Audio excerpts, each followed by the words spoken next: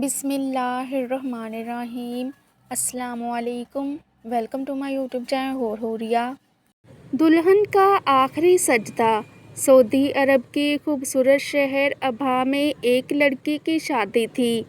मगरिब की नमाज के बाद उसका मेकअप वगैरह किया गया, जैसा कि दुल्हन को सजाया जाता है। इसी असना में उस लड़की ने इशा की अजान सुनी। उसने नीचे जाने से पहले इशा की नमाज़ पढ़ना मुनासिब समझा। लड़की ने अपनी माँ से कहा कि मैं वज़ू करके नमाज़ पढ़ लेती हूँ। तो लड़की की माँ हैरत से उसे देखते हुए बोली, क्या तुम पागल हो? मेहमान तुम्हें देखने के लिए इंतज़ार कर रहे हैं और तुम्हारे मेकअप और बनाव सिंगार का क्या होगा? ये तो सारा पानी से धुल जाएगा। मैं तुम्हारी माँ हूँ और तुम्हें नमाज ना पढ़ने का हुक्म देती हूँ। और कहा, वल्लाह अगर तुमने अभी वज़ू किया तो मैं तुमसे नाराज़ हो जाऊँगी। बेटी ने कहा, अल्लाह की कसम मैं यहाँ से जब तक ना जाऊँगी जब तक नमाज अदा ना कर लूँगी। मैं किसी को खुश करने के लिए अपने अल्लाह की नाफरमानी नहीं कर सकती। उसकी माँ ने कहा, मेहमान तुम्हें मेकअप के बगैर देखकर क्या कहेंगे? वो तुम्हारा मजाक उड़ाएंगे और तुम किसी को भी अच्छी नहीं लगोगी। लड़की माँ की बात सुनकर मुस्कुराते हुए बोली, आप इसलिए परेशान हो रही हो कि मैं लोगों की नज़र में खूबसूरत नहीं लगूंगी, लेकिन मैं तो अपने पैदा करने वाले की नज़र में खूबसूरत बनना चाहती हूँ।